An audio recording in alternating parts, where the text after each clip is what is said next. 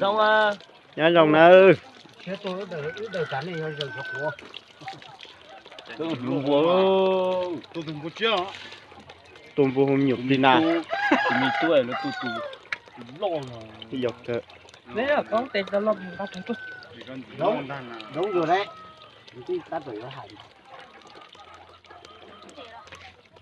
Ô cá lòi mình bố lòn thả ơi. Nó nọ bé để lúc plằng nè. ô la là ui lẳng hả chứ Giờ tôi cỏ hết.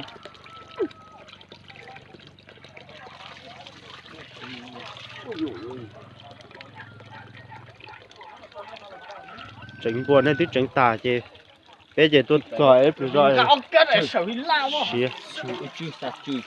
xía nó chỉ bé lịch sống cái xía sao Ô.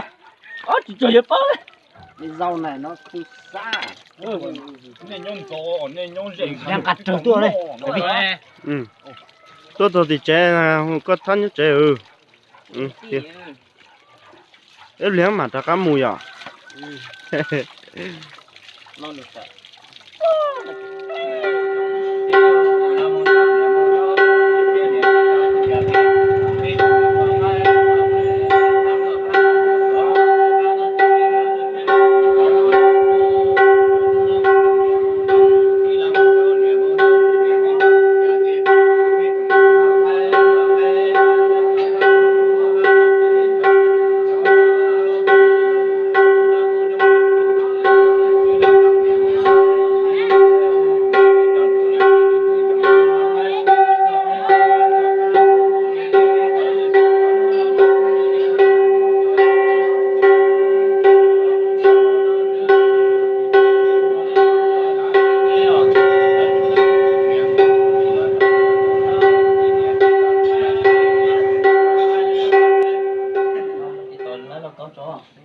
chính từ cái là chính tuần có cờ chính tuần cái ở Đúng. Luôn rồi. cái này để em vừa đi xin nữa tỏ như hù bị nữa ta hồ rồi này để phát chủ chơi rất tiệt chơi xe nó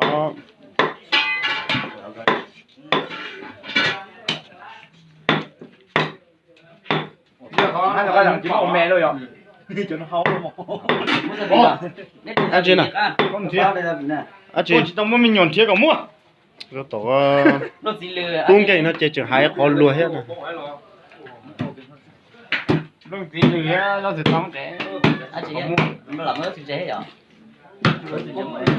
ăn chưa hào gì à gì qua ăn chưa vô ăn chưa nào Xe bên nhiều. con cá chưa cho nó rồi Nó hao gì quá chứ. Hao có nhiều. quần chế chẳng rồi chưa đồ người tụt lại tụt tua Chứ mà tụt nổ. Chờ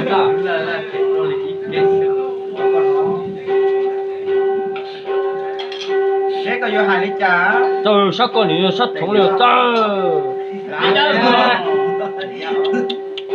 lấy à sao thế có vô hai trà bây giờ nó cho nó ăn rồi Nó kêu có tụi học con là học nó. Ôi plủng à. tôi sẽ xuyên nói chỉ móc bên nhà rồi ăn gì hết phát trời à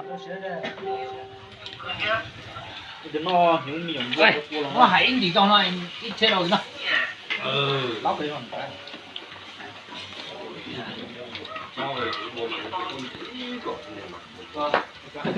cam biệt rất là to có sao chẳng nó Thì nó đang tới vô thì nó.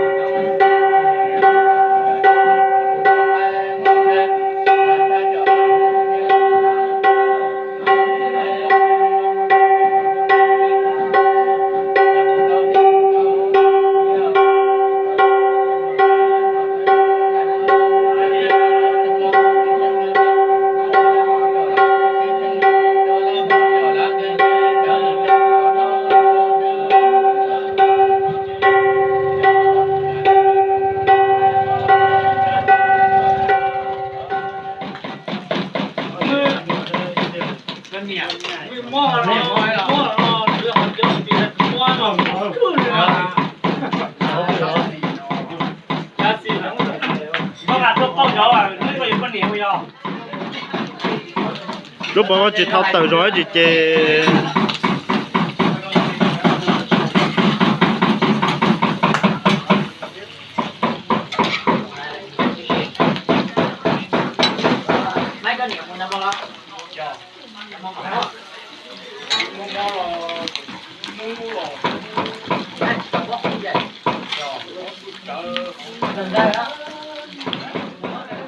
nữa giờ nó mỏ rồi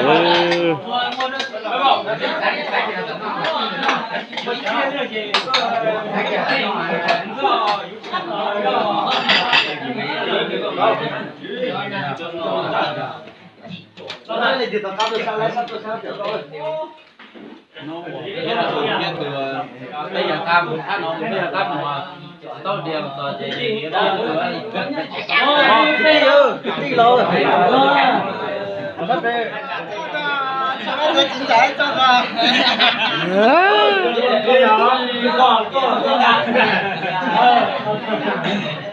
học cái tóc học tầm điểm đó ta mà tôi chỉ biết tóc sao đây về đi rồi em nó còn lấy chạy lên đá ủa lại thì mình này học chỉ tầm mẹ nói đâu